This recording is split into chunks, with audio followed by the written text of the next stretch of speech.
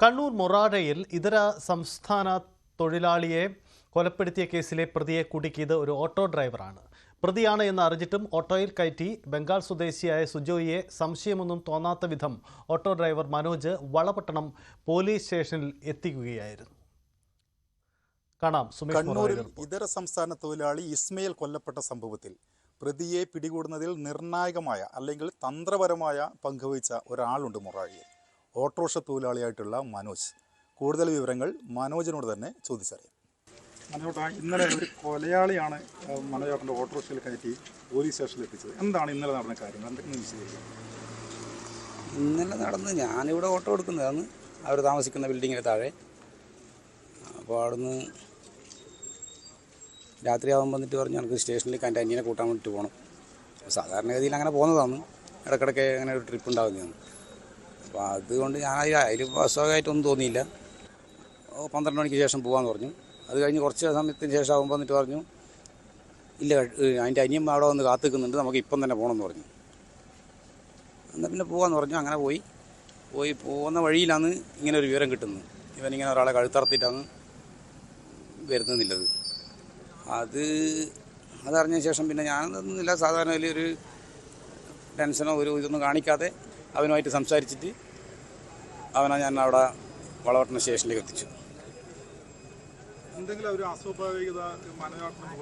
ഇല്ല, എൻ്റെ മുഖത്ത് ഒന്നും ഉണ്ടായില്ല. ഞാൻ അങ്ങനെ കാണിച്ചിട്ടില്ല, ഒന്നുമില്ല. അതുകൊണ്ട് തൽക്കാലം വലിയ പ്രശ്നമില്ലാണ്ട് അങ്ങനെ എനിക്ക് പെട്ടെന്നൊരു ഇത് തോന്നിപ്പോയിട്ടുണ്ടെങ്കിൽ ചിലപ്പോൾ ഇത് പാളിപ്പോയി.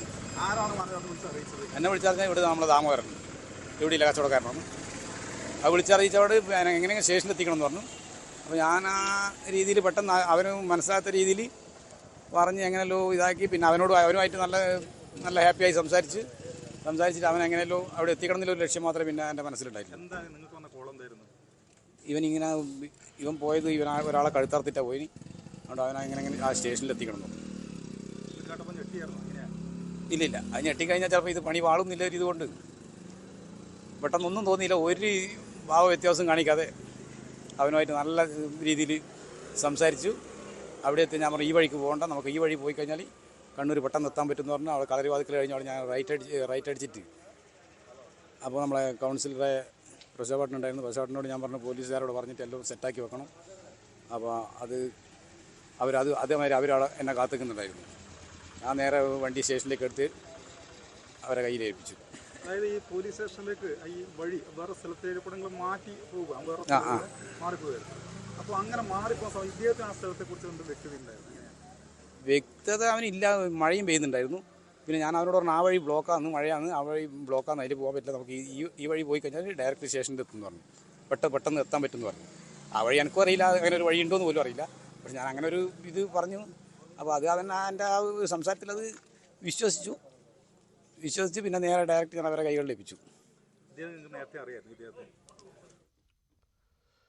എന്തായാലും ഒരു ബുദ്ധിപരമായ ഒരു നീക്കമാണ് ഓട്ടോ ഡ്രൈവർ നടത്തിയത്. കണ്ണൂരിലെ ഓട്ടോ ഡ്രൈവറുടെ നീക്കമാണ് ഒടുവിൽ ആ പ്രതിയെ നേരിട്ട് പോലീസ് സ്റ്റേഷനിൽ എത്തിക്കാൻ ഇടയായത്, പോലീസ് കസ്റ്റഡിയിൽ കൊണ്ടുവരാൻ ഇടവച്ചത്.